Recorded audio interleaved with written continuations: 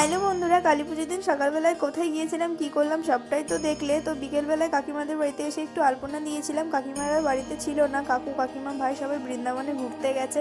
তো ওরা বাড়িতে ছিল না, তাই বলে কি আলপনা দেবো না, এ তো হতে পারে না। সেই জন্য ওখানে একটু আলপনা দিতে গিয়েছিলাম। আর আমার সঙ্গে ঠাম্মাও গিয়েছিল, প্রদীপ জ্বালিয়ে দিয়ে এসেছে। তারপর আমি বাড়িতে এলাম, বাড়িতে এসে দেখি মা লুচি ভাজছে। তারপর আমি দোকানে গিয়েছিলাম, দোকানে প্রচণ্ড ভিড় ছিল আমাদের, তো সেখানে থাকতে হয়েছিল। তো অনেকটাই রাতে 8টা সাড়ে 8টার দিকে আমি একটু রেডি হয়ে নিয়েছিলাম, শাড়ি পরে নিয়েছি, নর্মাল ভাবে কিচ্ছু মেকআপ করিনি, না সেজেছি। আর আমাদের যে মা কালী রয়েছে, আমাদের মা রক্ষাকালী পাড়াতে, সেই মায়ের কাছে আমরা পাটকাঠিতে করে প্রদীপ জ্বালিয়ে প্রত্যেক বছর দিয়ে আসি, জলেও ভাসিয়ে দিই, আমাদের নিয়ম থাকে।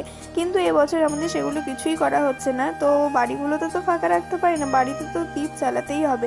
সেই জন্য আমি এখানে একটু সাধারণভাবে রেডি হয়ে প্রদীপগুলো জ্বালিয়ে নিলাম। তারপর একটু ছবি টবি না তুললে হয়, তো সেই জন্য একটু ছবি ভিডিও শ্যুট করে নিচ্ছিলাম। আর এই দেখো সমস্ত প্রদীপগুলো আমার জ্বালানো হয়ে গেছে, কি সুন্দর লাগছে দেখতে। আর আমি নর্মালভাবেই কিছুই সাজাইনি, জাস্ট দুটো আমার কাছে গাঁদা ফুল ছিল, সেগুলো দিয়ে দিয়েছি। আর আমি কিন্তু এখানে কোনো ডিজাইন করা প্রদীপ নিয়ে একটাই মাঝখানে রেখেছি ডিজাইন করা, আর এগুলো সমস্ত নর্মাল একদম মাটির প্রদীপ, কোনো ডিজাইন করা নেই। তো এটাই আমার মনে হচ্ছিলো বেশি সুন্দর লাগছে, ওই জন্য এগুলো নিয়েছি।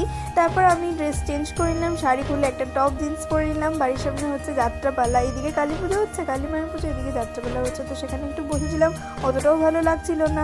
আর জানো তো, আমি ভেবেছিলাম যে মা কালীকে নিয়ে কোনো যাত্রাপালা হবে, কিন্তু না, এখানে নাচ গান এসব হচ্ছিলো, আমার একদমই ভালো লাগছিল না। সেই জন্য আমি মায়ের কাছে চলে এসেছিলাম মন্দিরে আবার একটু দর্শন করতে।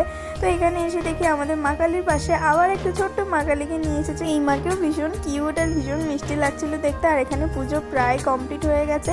আমি যখন এসেছি তখন দেখছি ঢাক বাজছিল, আমি ওই জন্য মায়ের কাছে এসে একটু মায়ের দর্শন করে প্রণাম টনাম করে নিলাম। আর এই দেখো আমাদের পাড়াতে পুরো চারিদিকে লাইটিং, ভীষণ ভালো লাগছে। আর একটা কথা জানো তো, আমাদের পাড়াতে না একটার পর একটা অনুষ্ঠান লেগেই থাকে, ভীষণই ভালো লাগে। তো ভিডিওটা কেমন লাগলো জানিও, টাটা।